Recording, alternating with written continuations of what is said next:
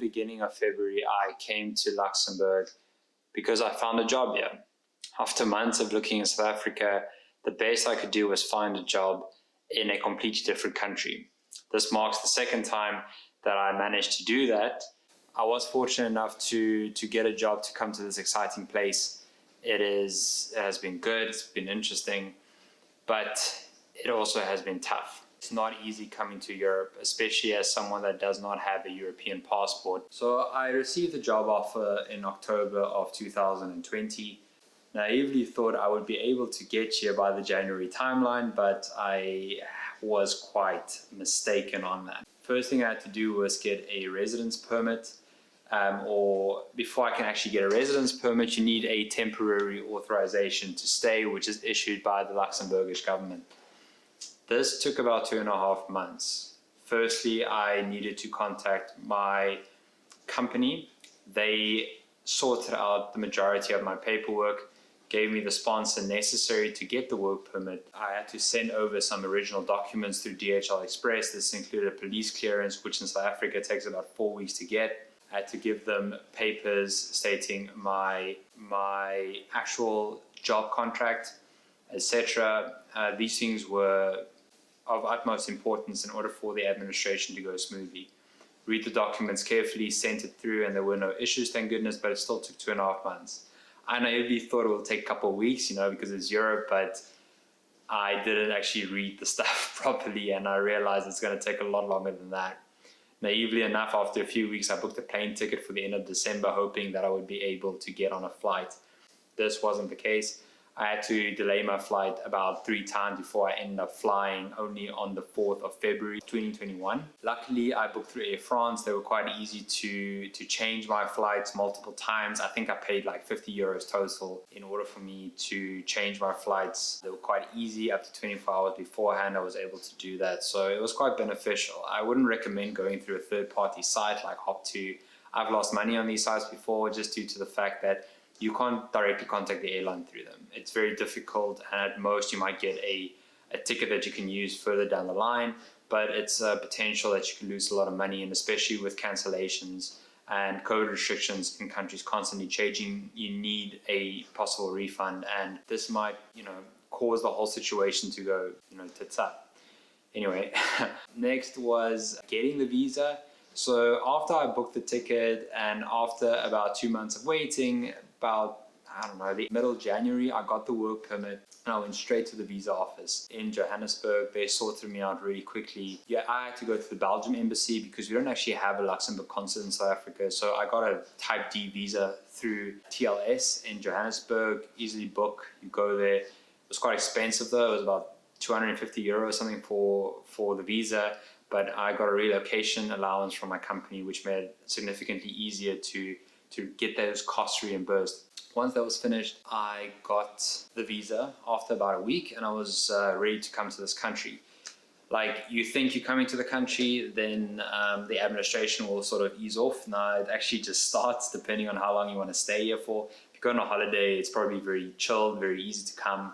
But in my case, it wasn't quite so easy. First thing I had to do was get some accommodation. I stayed in a hostel down here in the pretty side of Luxembourg, basically in the city center.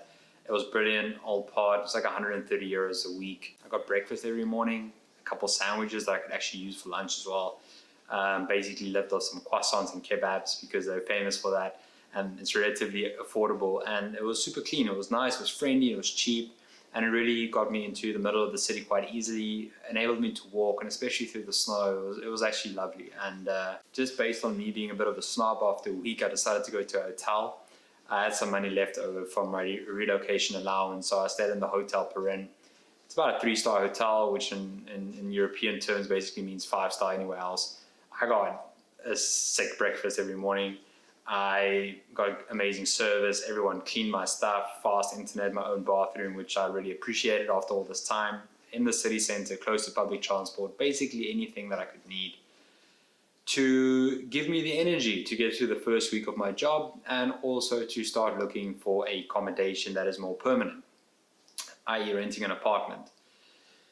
Yeah, Renting an apartment here is difficult. It took a while, and if you're not careful, you could end up with a very terrible deal or just a landlord that is not going to be cool with you. I managed to get a studio apartment for about €1,350. That's all inclusive with the internet that I actually had to sort out myself with the electricity. I'm happy that I got it, but it is quite expensive. You have to pay 1 month's worth of rent plus VAT for the first month. Then you also have to pay a 2-month deposit or bank guarantee in order for you to secure the apartment. I live in a very nice area. It's basically in the city center.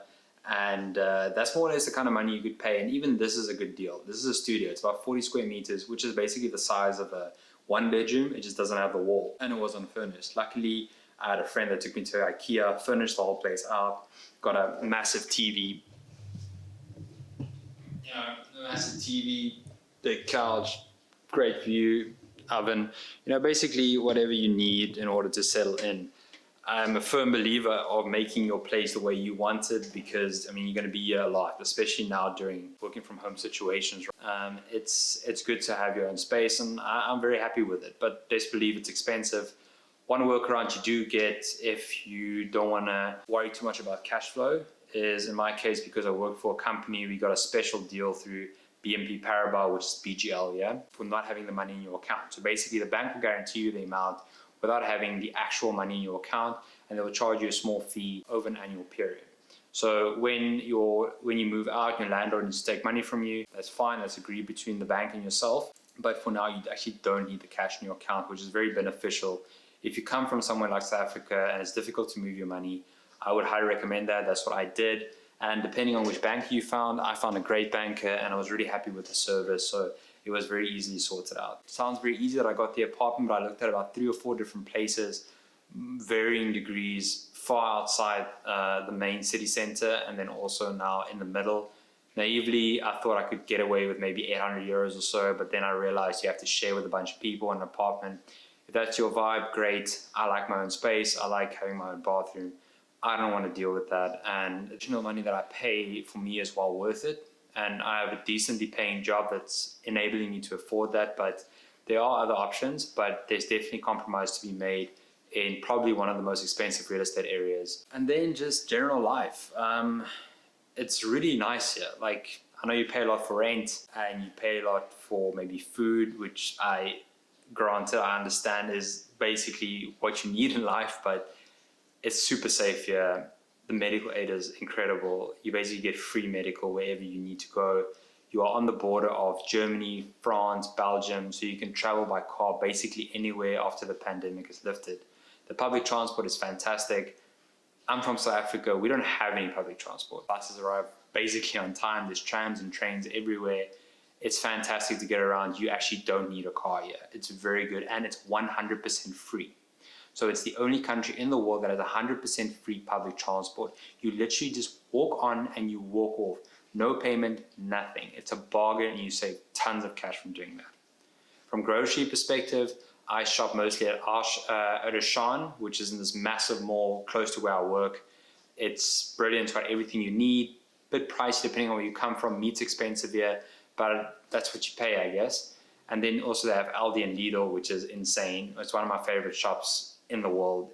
I love grocery stores, and it's top notch because it's got a few brands and it's usually very, very affordable and good quality stuff. So I would recommend that. There's also a place called Action, which is in the Strassen area. It's about a 30-minute bus ride from my flat, and it is basically has everything. It has electronics, baking sheets, whatever you need.